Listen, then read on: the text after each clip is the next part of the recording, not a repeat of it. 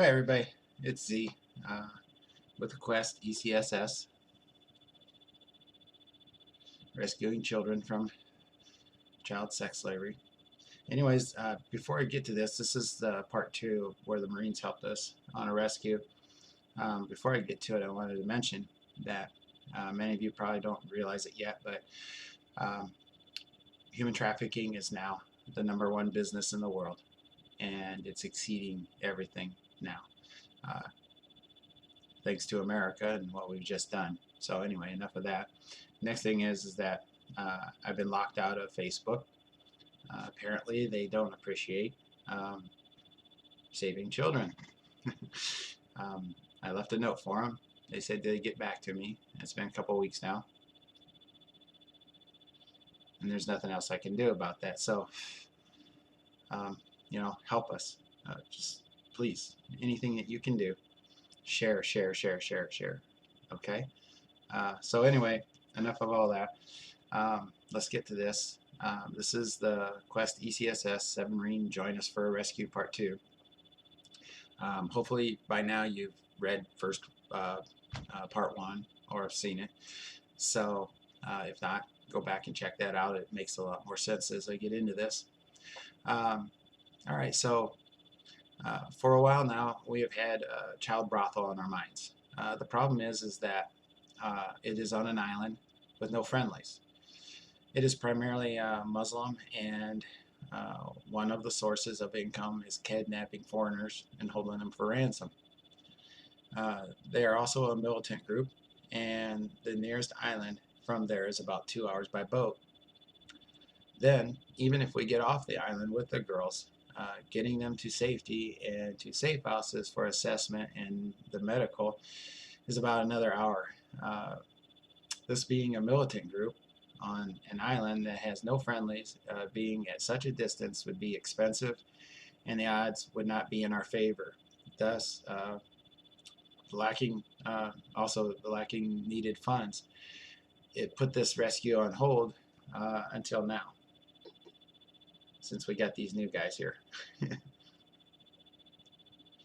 The Marines team was set on accomplishing this for the kids and for their fallen brother, the one we called the Marine, at all costs.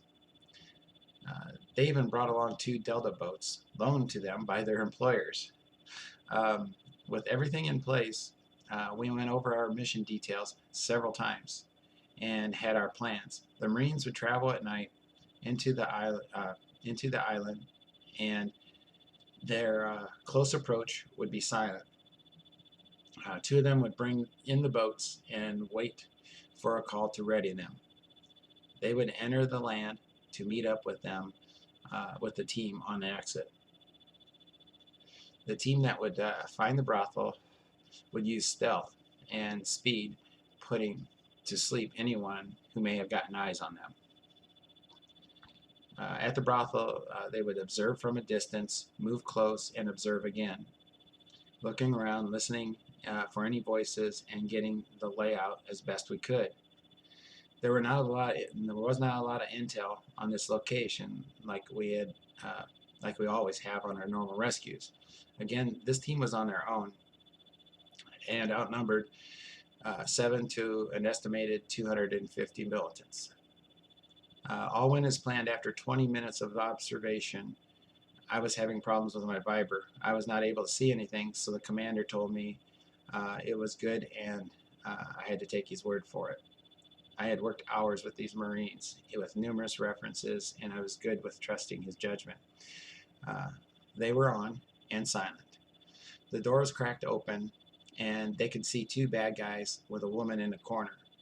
We knew that in this society, the women were treated like animals, and she would not be a problem for us. We would not be violent with her, just gag her and restrain. From the outside, we could roughly make out the layout of the house and acted accordingly. It was only seconds after I gave the go that the 2 bad guys were down and silent. This was G.I. Jane's job to put them to sleep. She made sure that they saw her and that they knew she was a woman. They were stripped and left inside. The team gathered all the girls from ages 11 to 14. Our intel was correct, so we only hoped that they could help us get to the boats, not having to carry all of them or transport them with a vehicle, so because that was out the window. The woman in the brothel was very helpful and would make sure we found all the girls, and she nodded to the kids to go with us. We made sure she was okay with a look, and we hoped the bad guys who found her would be easy with her. Oh yeah, we did offer to take her, but she refused. 21 kids were in tow, with only some needing our help moving through the jungle. Quickly as we could, the team followed the plan route, and we contacted the two waiting with the deltas. They met up about halfway, and all was quiet. After making it safely to the boats, they held up for a couple of minutes to make sure all was clear. It was a great spot, and we were confident, yet we had our process.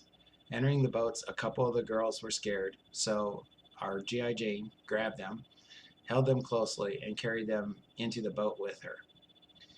We were moving silent.